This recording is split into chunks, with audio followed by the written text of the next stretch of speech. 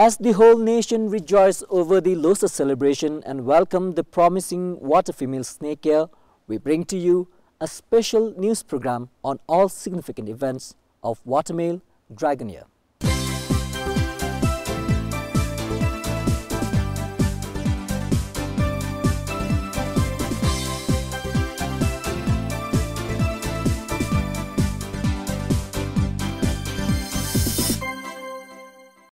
I'm Sunam Funso. And I'm Pemal Hardin. The watermale dragon year brought many momentous events in the Bhutanese history. While some joyful memories will be cherished, the sad events will never be forgotten. Absolutely, Pema. The watermale dragon year definitely was a year to be remembered. One of the most prized events was His Majesty the King gracing the parade of the 64th Republic Day of India as the chief guest in New Delhi. Yes, Sonam, you must be aware it was on 26th January 1950 that the Constitution of India came into effect and India became an independent republic. The presence of the royal couple added more grace in the Republic parade. On the 26th January this year, millions of people had gathered at Rashtrapati Bhavan to witness Republic Day parade, which is held every year. His Majesty was accompanied by Her Majesty the Galson.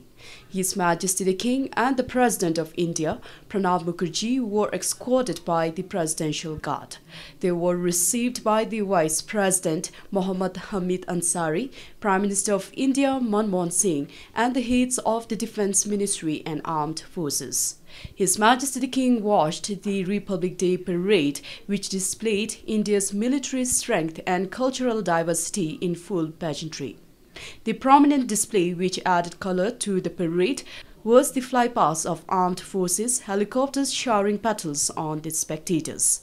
Also, students dancing to patriotic songs and display of parade formation by motorcyclists added vigor to the parade. The celebration concluded with the flypast by Indian Air Force jets symbolically saluting the President.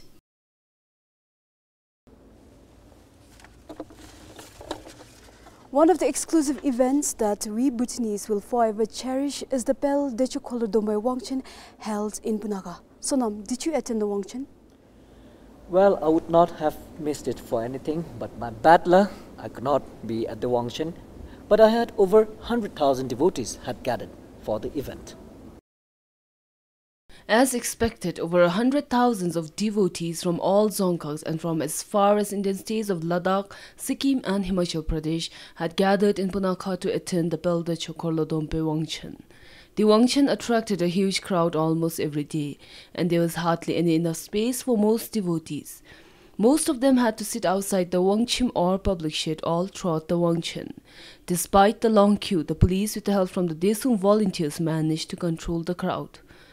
The media focal person of the Wangchen, Lopin Khilde Gyaltsen, spoke about the significance of the first day of the Wangchen.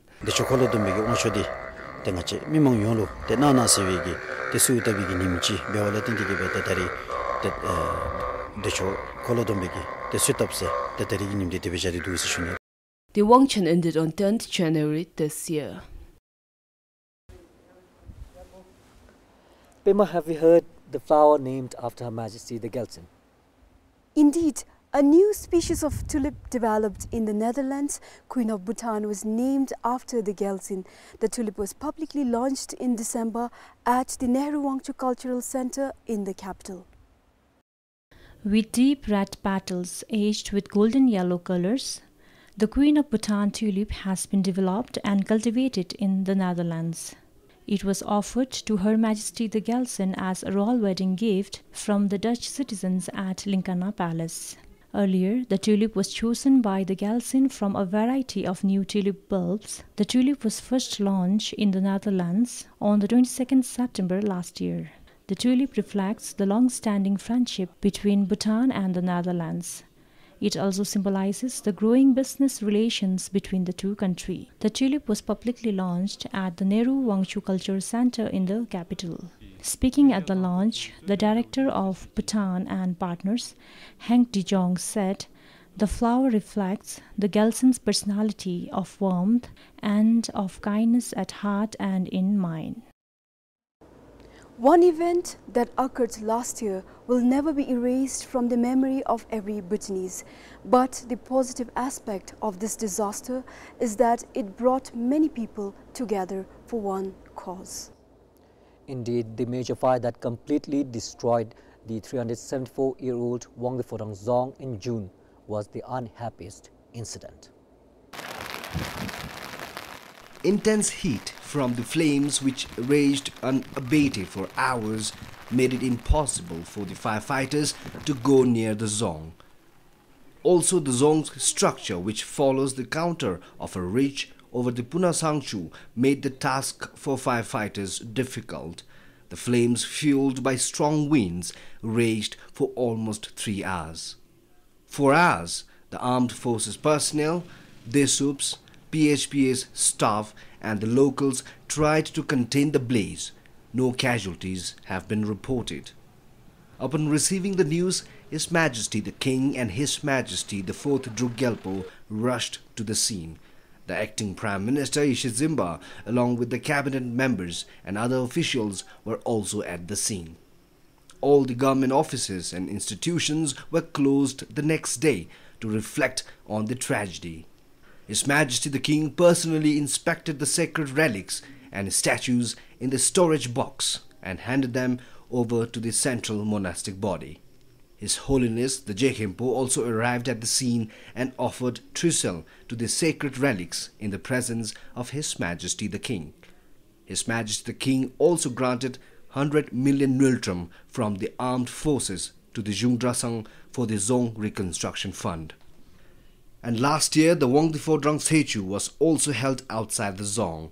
Though most of the materials used for Sechu were lost to the fire, thousands of people came to witness the Sechu, showing their support for the reconstruction of Wongdi Zong.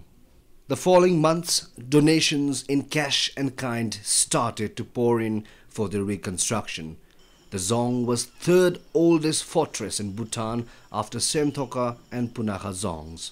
The historic fortress was built in the 17th century by Zhabdrung Namgyal.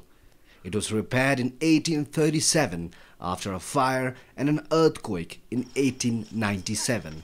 The Zong was under major renovation works prior to the fire incident. And in another event, the Purjang ceremony of Dungse Trinilorbu Rinpoche was held at Dagopu Gemba in Paro. Tens of thousands of devotees had come to pay their respects.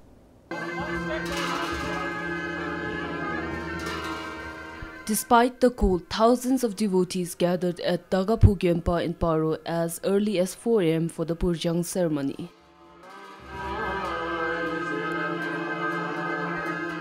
The Sungche prayers were presided over by Duijom Yangse, Lams and Lupins. Their Majesty the Queen Mother Sring Yangdin Wangchuk and Sangyechoren Wangchuk, members of the royal family, Prime Minister, members of Parliament and senior government officials were present. As the Kudung was brought to the Jangchup Shorten for Purjang, devotees became emotional. The Purjang ceremony began at 10 a.m. Dungse Trinilorbu Rinpoche, a great teacher of Buddhism and a primary holder of Duijom Tersar lineage, passed away on 27 January in 2011 in California. Rinpoche's Kudung arrived in Bhutan on 1st February in 2012. Dungse Rinpoche first came to Bhutan in 1958 upon the invitation of Lam Sonam Zangpo to preside over Tersar Wang at Kempajong in Hunsi.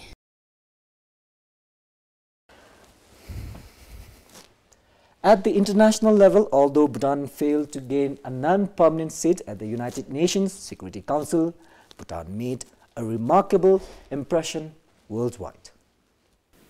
I have the great pleasure of welcoming the Prime Minister of the Kingdom of Bhutan, His Excellency Jigme Y. Thinley, and invite him to address the Assembly.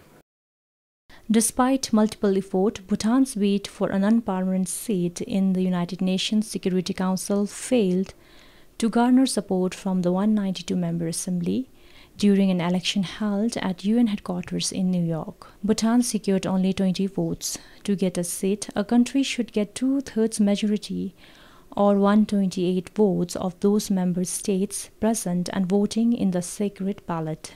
The United Nations General Assembly has elected Argentina, Australia, Luxembourg, the Republic of Korea, and Rwanda to serve as non-permanent members on the Security Council for 2 years term. Earlier on 28 September, Lenchen Jimmy Whiteley addressed the United Nations General Assembly in New York.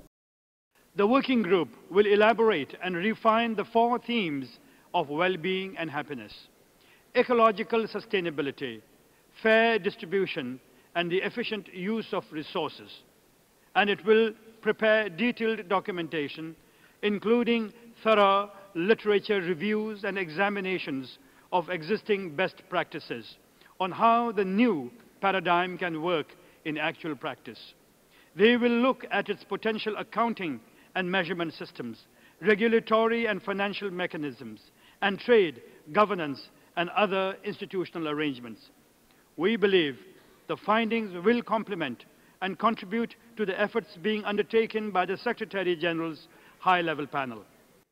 Under the UN Charter, the Security Council has the primary responsibility for the maintenance of international peace and security. Nonetheless, that was not all for Bhutan. Bhutan's philosophy of gross national happiness was made the basis on which a new global development paradigm will be developed. And Sonam, to add to that, a complete detailed report will be submitted to the United Nations in the spring of 2014. Gross national happiness, Bhutan's development philosophy, has inspired the world to look beyond the current model of economic growth. Many citizens of the world, global leaders included, have been looking for sustainable models of growth in times of pronounced consumerism, rapidly depleting resources, and a severely threatened environment. The International Experts Working Group, comprising of experts in various disciplines from around the world, met in Thimphu to develop a new global development paradigm based on Bhutan's philosophy of gross-national happiness. According to Lenchen Jimmy Whiteley, the group's collective endeavor was to present to the UN a new development paradigm to promote human happiness and the well-being of all life forms within a sustainable environment. Lenchen added this was to be considered for implementation in the Post-Millennium Development Goals World 2015. The years of financial crisis like shortage of Indian currency rupee, while some lost jobs, others had to suspend their ventures. Were still many banks in the country had to suspend giving away loans to stabilize imbalance in the economy. Suspension of vehicle loans definitely had great impact on my plans to buy a car. Well, Sonam, you're not alone. We have many who suffered similar fate. The banks reduced vehicle loans, increased the interest rate for housing loans. The governor of the Royal Monetary Authority, Daw Tenzin, said rupee crunch is becoming a serious concern as everything is being imported.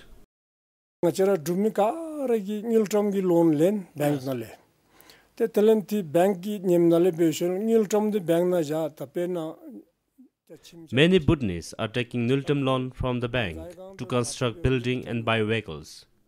Through banking channel, it has led to the rupee import. For example, people lend housing loan from the bank and take money to the border. The Indians then come to our bank and take away rupee overdraft.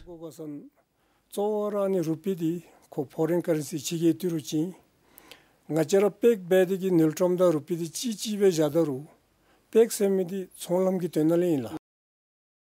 the banks stopping all kinds of monetary transaction to India, businesses in the country felt the impact of rupee crunch. Some of the fuel depots ran out of fuel. People couldn't make transactions to India, and industries were worried it will affect their supply. Prices of the goods has not changed in India.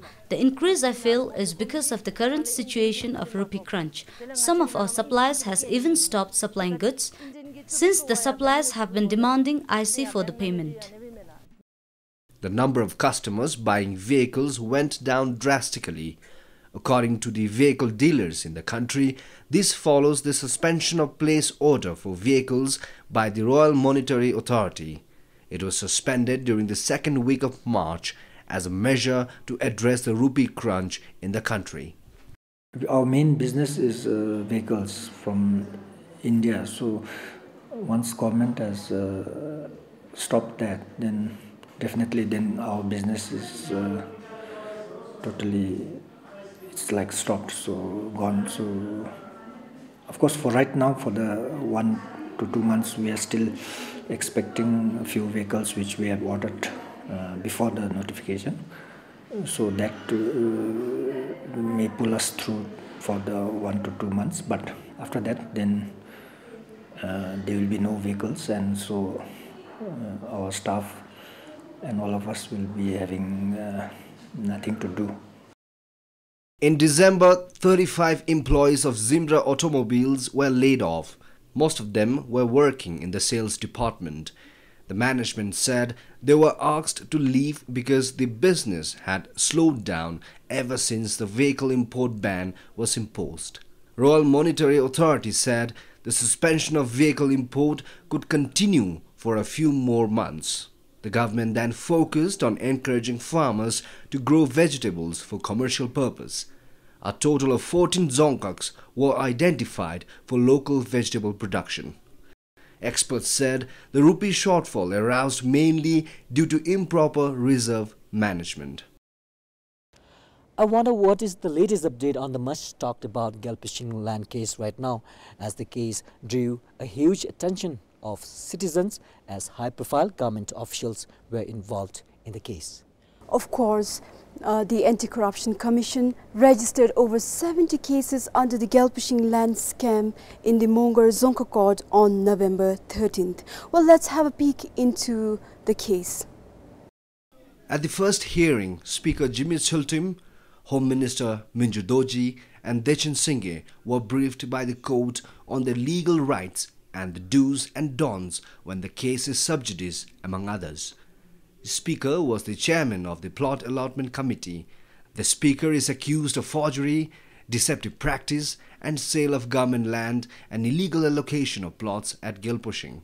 The Speaker said the Anti-Corruption Act came only after 2011 and therefore ACC cannot take up cases which happened some 13 to 14 years ago. He also said the ACC do not have legal mandate to prosecute the case as per the Constitution. The Home Minister, as the then Mongar Zongda, is accused of allotting land to Kharchu and Dremsi Drasang and a private individual illegally in Gelpishing in 2005. He has been charged for official misconduct with criminal intention under Section 294 of the Bhutan Penal Code. Limpo said, as the Mongar Zongda then, he had been following the Royal Kaja and the order from the zonal administration then. He said there was no violation of Kajas since the allotment was done only after urban land was sold by the state to the public. Both refuted the charges pressed against them by the Anti-Corruption Commission. Another defendant, Dechan Singhe, is a building inspector and the then secretary of the Land Allotment Committee at Gelpishing. He is also accused of allotting a plot to his sister. In his statement, Dechan Singhe denied all the charges pressed against him by the Anti-Corruption Commission. The case was first forwarded to the Office of Attorney General by the Anti-Corruption Commission on 3rd August 2012. The Office of Attorney General, however, returned the case to the Commission on September 19, 2012, saying there is no basis to pursue the case. Out of 99 plots allotted during Gelpishing land allotment, 67 were found to be illegal according to the findings of the Anti-Corruption Commission.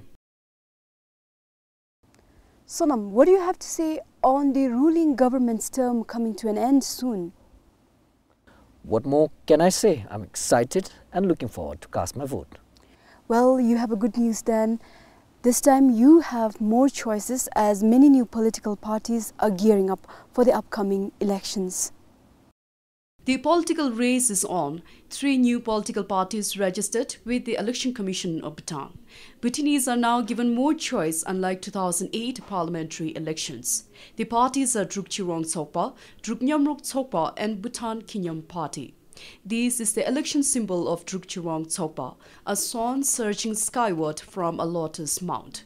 The former executive director of the Bhutan Media Foundation, Lili Wachu, is the first woman ever to lead a political party. She is the president of Drukgyal Dzongpa. Lili Wachu began her career in foreign ministry in 1994. And now the new party in the fray is Drukgyal Dzongpa. Peach Blossom or Kamshimetu is the election symbol. A former drungpen of the High Court, Jimmy Zongpo is the interim president. He worked as a civil servant for 40 years. After he retired in 2010, Jimmy Zongpo moved back to his village in Mongar. The third party is Bhutan Kinyom Party. Kinyom Korlo is the election symbol. The interim president is Sonam Thobge. He said the party will be the most law-abiding party and will uphold the constitution. It is the first political party to register with the Election Commission of Bhutan.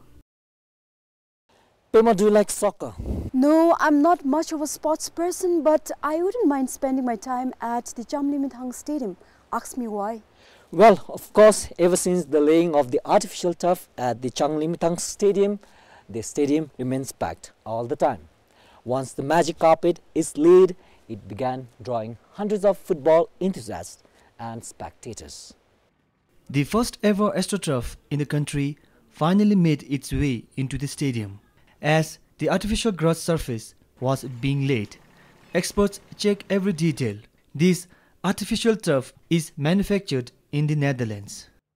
Playing conditions are good. I think people will enjoy playing. It's not abrasive, it doesn't hurt. That's an advantage over the last generation grass.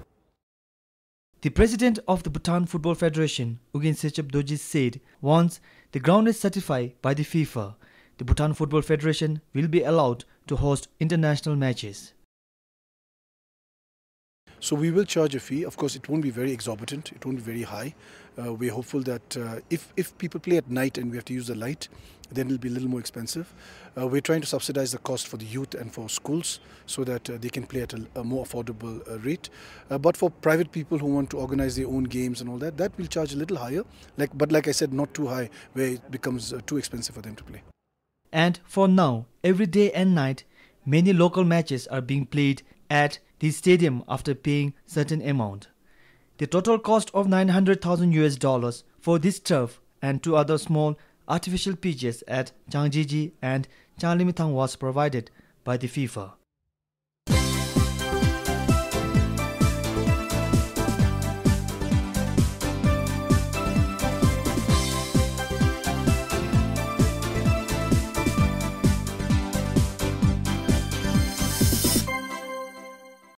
I'm Sonam Phunso. And I'm Pemal Hadin. All is well that ends well, so that was the watermeal dragon year. And now, welcome the water female snake year. We wish you a very prosperous and successful year ahead. Happy Losar and Tashdele.